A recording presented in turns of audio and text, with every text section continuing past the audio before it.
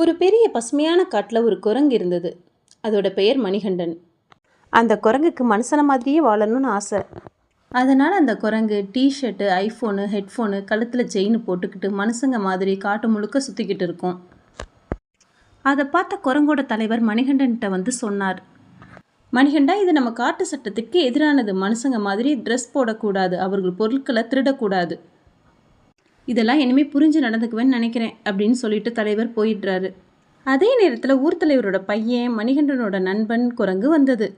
டேய் நண்பா, இந்த சட்டையும் ஹெட்ஃபோனும் செம்மடா, ஐஃபோன் வேறு வச்சுருக்க, எங்கடா களவாடின? திருடுறேன்னு சொல்லாதடா, நான் அவங்களுக்கு நல்லது தான் பண்ணேன். காலேஜ் பசங்க பொறுப்பு இல்லாமல் போட்டுட்டு போகிறாங்க, நான் எடுத்துகிட்டு வந்திருக்கேன். எனக்கும் உன்ன மாதிரி இருக்குன்னு ரொம்ப ஆசையாக இருக்குடா. அப்படின்னா சொல்லு, என்கிட்ட இன்னொரு ஃபோன் கூட இருக்குது, தாரேன். வேண்டாம் சாமி, என் அப்பா ஊர் தலைவர், என் அப்பாவுக்கு தெரிஞ்சதுன்னா கல்லை தூக்கியே எறிவார். மணிகண்டா, நம்ம ஊரில் இன்றைக்கி திருவிழா, வரியா? இங்கே பாரு, நான் குரங்கே கிடையாது, நான் ஒரு மனுஷன். நான் உங்கள் திருவிழாவுக்கெலாம் வரமாட்டேன், நீங்களே கொண்டாடுங்க. இப்போ நான் நூடுல்ஸ் கிண்டி சாப்பிட போகிறேன். மணிகண்டன் குரங்கு ஒரு பக்கமாக உட்காந்து மொபைலை பார்த்து நூடுல்ஸ் கிண்டிக்கிட்டு இருந்துச்சு. அதே நேரத்தில் அந்த பக்கமாக வந்த ஒரு வயதான பாட்டி குரங்கு சொன்னது, என்னத்தை கிண்டிக்கிட்டு இருக்க? இதெல்லாம் ஆரோக்கியமா? பழம் தின்னு, உடம்புக்கு நல்லது.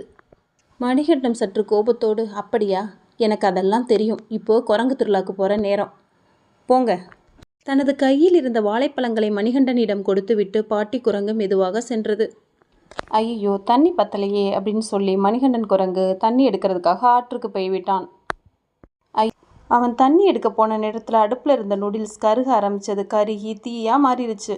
ஒரு நிமிஷத்தில் அந்த தீ காட்டுக்குள்ளே பரவ ஆரம்பித்தது. அதே நேரத்தில் திருவிழா கொண்டாடிட்டு இருந்த குரங்குகள், ஐயோ காட்டுக்குள்ளே தீயா அப்படின்னு பயந்தாங்க.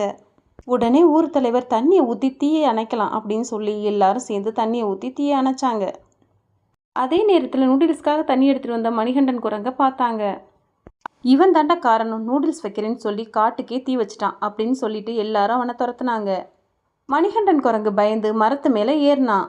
மணிகண்டன் மனுஷன் போல போட்டிருந்த சட்டை மரக்கிளையில் மாட்டிக்கிச்சு. மணிகண்டன் அந்த இடத்துலையே சிக்கிக்கிட்டான். கீழையும் விழலை, மேலேயும் போக முடியலை.